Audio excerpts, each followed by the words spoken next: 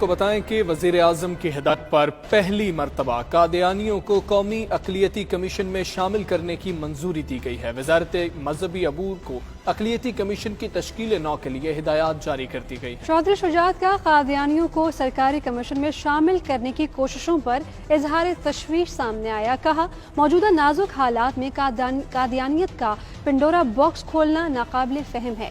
صوبائی وزیر عمار یاسر نے قادیانیوں کو کمیشن میں شامل کرنے کی تجویز غیر دانشمندانہ قرار دے دی۔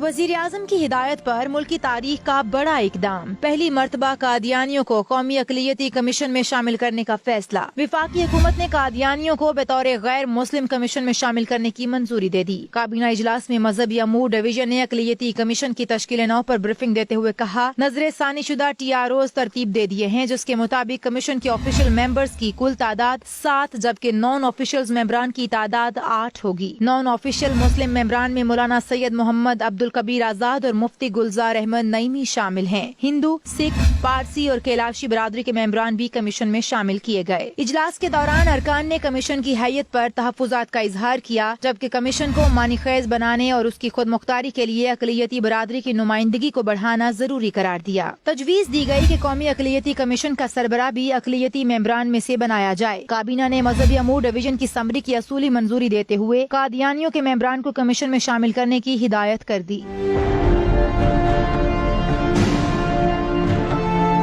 مسلم لیگ کاف کے سربراہ چودھری شجاعت نے قادیانیوں کو قومی اقلیتی کمیشن میں شامل کرنے کی کوشش پر تشویش کا اظہار کرتے ہوئے کہا، قادیانیت کا پنڈورا باکس کھولنا ناقابل فہم ہے۔ قادیانی خود کو اقلیت تسلیم کرتے ہیں اور نہ آئین مانتے ہیں۔ صوبائی وزیر معدنیات حافظ عمار یاسر نے کہا، قادیانی پہلے آئین کو تسلیم کریں، پھر دیگر چیزیں زیر بحث آئیں گی۔ آئین کے غدار گروہ کو سرکاری پلیٹ فارم مہیا کرنا ریاست کے باغی عناصر کو سرکاری طور پر پرموٹ کرنے کے مترادف ہے۔